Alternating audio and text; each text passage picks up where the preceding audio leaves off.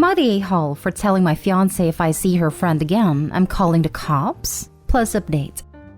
Me, 29 male, and Erica, 27 female, dated for 2 years and have been engaged the last 4 months. After we got engaged, Erica moved into my house.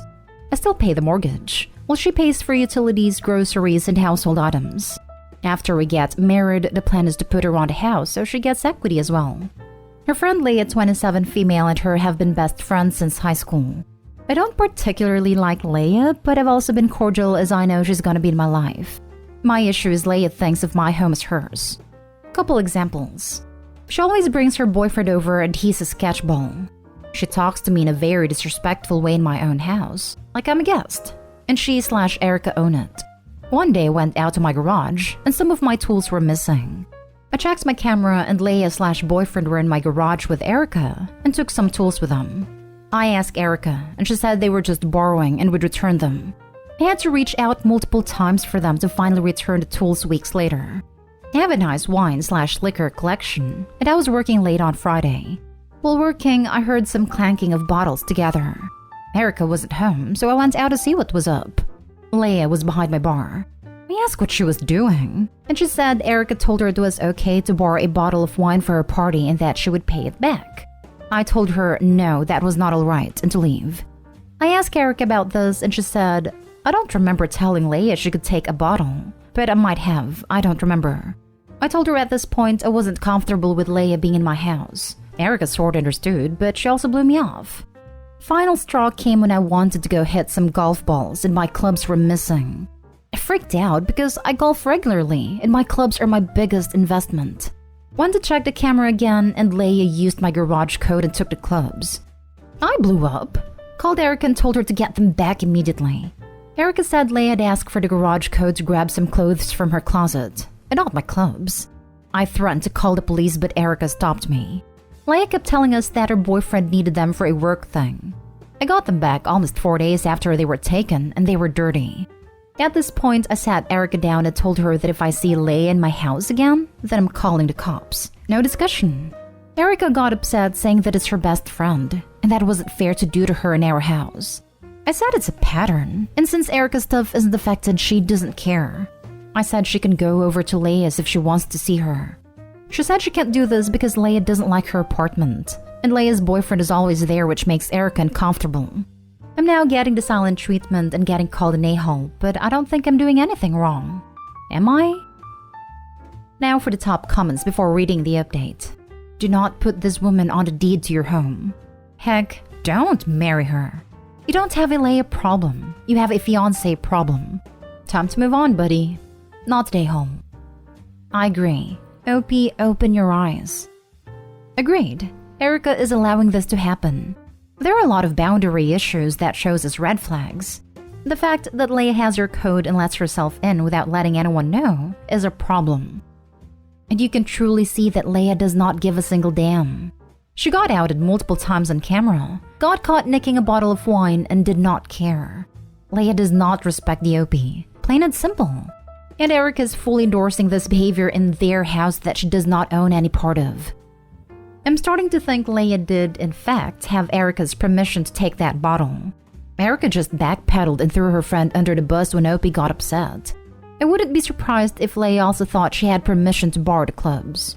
After all, we know Erica gave her the key/code and gave permission to borrow the tools. Either way, neither of the ladies have boundaries. But this sounds like an Erica problem. Also, I would keep copies of the security footage, just in case, and change the garage code. Already have done these things, but thank you for the advice. I won't give Erica the new code. She has the clicker to get in and out, but I'm not comfortable giving her the code until this whole situation works itself out. If you can't trust your fiancé with your security code, you guys should see someone together before you get married, and have a lot of discussions on your future and how you both see things. And now for the update. I want to thank you all for the kind words and comments. I knew after reading the comments that it was time to come to a resolution. I decided to drive home from work and talk with Erica. When I showed up, Leah's car was parked in the drive. I went inside and they were watching TV. I told Leah immediately to get out. She tried to argue, but I told her if she didn't, then I'm calling the police. Erica tried to get pissy that I kicked her friend out, But I said I'm done talking about Leah because at this point, nothing is changing with that relationship. Sat Erica down and showed her this post. 20 minutes of reading later, I asked her what she thought. She said, "Those people don't understand our relationship or Leah." I knew then that it was over. I asked her to hold out her hand and I took the ring off. She begged, saying she's sorry and she'll cut Leah off, etc. I told her I can't even trust her with a garage code. How am I supposed to trust her as my wife? She's locked herself in our room now and I'm in the kitchen packing up her things. I called her mom and dad telling them about what has happened, and they were furious. Leah's apparently banned from their house. It has been since high school. I didn't know this, but her parents said it's been like this since high school. They're coming this weekend to get Erica and the stuff. I couldn't be any happier than I am right now. A huge weight feels lifted off my shoulders. I felt like if I never made this post, I wouldn't have ever seen how messed up my life had become. Sincerely, thank you everyone. Can't wait to take my clubs out and play around now that I have more free time. Really excited to see what single life brings and can't thank you all enough again. Next story. Am I the a-hole for calling my girlfriend inconsiderate for the way she tested me? My girlfriend told me that she tested me by canceling a date when we first started to go out. It was the date where we were kind of planning to hook up for the first time. For context, she lives in the city while I have an hour drive. She waited until I was halfway to the city before canceling. I remember texting her as I got into the car and telling her I was on my way, and she still waited until I was halfway to the city. She had a lot of opportunity to cancel before I had driven half an hour. The date being canceled sucked, but she told me she was feeling sick, and I told her it was okay and told her to get better. I had also asked her if she wanted me to come over, and she said she didn't want to. She told me that it was a big moment for our relationship as she found that I'm very considerate. But honestly, I get why she wanted to test me, but I really am pissed off in the way she tested me. She had no consideration for my time and effort. It was as if she really wanted to inconvenience me to see how I would react. I told her that it was pretty inconsiderate to wait until I had driven halfway to cancel, and she had been really inconsiderate in the way she tested me.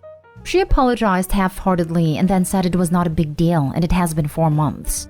I told her it was a big deal to me, and we had an argument about it. I feel like an a-hole because it feels a really small thing to get mad about. Not an a-hole. The fact that she isn't remorseful at all, that's your second red flag. The fact she's made you feel like the a-hole for being rightfully upset, that's your third red flag. This chick is a manipulative, gaslighting trouble box. I think you were right. Dear God, I'm dating another version of my ex. It's pretty bad when the administrator of the relationship test miserably fails it themselves. Even worse when they fail to allow for the possibility that the other person might actually be dissatisfied with them. She should have kept quiet about her little test. Your behavior on that day was appropriate and considerate. Good for you. Obviously, you passed. But now, going forward, when anything comes up, you may be wondering, is this a test? And is this a test? And is this a test? Because yeah, it might be. You need to have a little discussion about this. This is not a small thing to get mad about. Not the a-hole. Next story is titled, Am I the a-hole for buying a door to my son behind my husband's back? For those who might have been confused, my 35 female husband 46 male believes that until he is 18, our son male 14 shouldn't conceal his room as he is under our care. This has been one of the things straining our relationship lately, as I think that a teen should have some freedom. Maybe not completely out of our sight, but you know, a door at least. But my husband keeps insisting on him having almost no freedom at all. Whenever I bring up the door thing, he just shuts me down with, "This is what it'll take him to be a man, and this is how I was raised." So, both my son's birthday and Christmas are coming up, and I decided that he should finally have a door to his room. So I went behind my husband's back and bought a new door, and heard it to be installed while they were both away. When my son came from school, he was incredibly delighted, but my husband didn't receive the news so well. He told me that this is not the kind of decision that I should be making by myself, and that I disrespected his authority, and now he's refusing to even sleep in the same bed as me. I've been wondering if this should have been a conversation rather than me disrespecting his wishes. So, am I the a-hole for going behind my husband's back to get a door for my kid? Now for the comments. Not the a-hole. Your husband is super controlling. Scary, frankly. Not only this, but it's mistreatment. When CPS found out I wasn't allowed a door, that just had a curtain, and that my mom's boyfriend would sneak down the stairs unexpectedly to yank open at random intervals, it almost caught me naked while I was changing a few times. They went off. Not only is it maltreatment, it's a fire hazard. If you have a house fire, your son has nothing to stop that fire from entering his room before it can get out this window, which would likely result in either massive bodily injury due to burns and smoke inhalation, or at worst, death. The husband is mistreating and putting his son at risk. Some kind of man he turned out to be. Edited to add, please find a safe way to live with your son. Frankly, I'm worried that things will escalate in the way he treats the both of you if you continue to stand up for yourself with your shiny new spine, OP. I don't want you trapped in a home with a violent person. No one deserves that. Not stay home. Your husband was the one who made the decision to not let him have a door, without your input, and now you've shown him what that's like, and he doesn't like it. My question is, why have you stayed so long with a man who treats your son this way? Yes, this feels awful. And frankly, I have an insane amount of resentment for any man who seems to think he automatically has authority and dominion over his home as the ultimate ruler. BS. Opie's not the a-hole for getting him a door. But if she doesn't realize that this is going to be a never-ending battle in his teens, and that he's going to leave and not come back once he turns 18 unless they get their act together, she's got some very rude surprises coming. Not stay home. There are bigger issues here than the door, which is already a big issue. I believe not having door or any right to privacy is maltreatment. I'm sorry your husband was brought up in an awful home, but that doesn't give him the right to mistreat your son. You had your son at 21 when your husband was 32. That's a concerning age gap. That when it's combined with your husband constantly shutting you down, punishing you and your son for disrespecting his authority, and you feeling the only way you can have a say and do something for your child is by sneaking around your spouse, it all combines to worrying conclusions. I'm worried your husband has an unhealthy totalitarian head of household mindset. There is no excuse, be it upbringing or religion, for his behavior. Think about if the status quo is really what you want for yourself and your child. Last story. Am I the a-hole for canceling a vacation with my fiancé and taking my daughter on a vacation? My daughter Maya, 16, has severe anxiety. She goes to therapy and is on medication, but we still can't push her too hard on certain subjects like school. I've always had a policy that as long as she tries her best and passes, I'm happy. My fiancé has been encouraging her to work harder and get better grades. She usually gets B's and C's, so she could get into a good college. I've always shut it down because she plans on going to community college, then wants to transfer to a local state school and her grades are fine for that. My fiancé made a deal with Maya behind my back that if she got straight A's this semester, he'll take all of us to Disneyland for her birthday. But if she gets a B, she gets nothing. He told her that if I knew about this, I wouldn't let him take us to Disneyland. Maya has been dying to go, so she stayed quiet. I noticed that she's been a lot more stressed out over the past couple months, but she just kept telling me that the classes this year are a lot harder than the past few years. And I know your junior year is supposed to be one of the hardest, so I believed her. Last week was study week before finals, and on Friday, she broke. She broke down crying about how she couldn't do this, and told me about the deal she made with my fiancé. I was livid when I found out. Maya has been a wreck since then. She's barely speaking, doesn't eat much, and has asked me to sleep in her bed every night. She was sent home from school early every day this week because she either threw up from stress or had panic attacks. My fiancé, Maya, and I were going to go on a 5-day ski trip, but when I heard about a bribe, I canceled the hotel and booked a last-minute trip for Maya and I to go to Disneyland and Universal Studios this week. She busted her butt this year and deserves it. My fiancé is expecting me to pay for half of the cancellation fees and for half of the activities that can't be refunded, and we got into an argument and are not speaking at the moment. I know this relationship is over, but I wanted to know if I was the a-hole. Not the a-hole. I see what he was trying to do, but this is obviously not the way.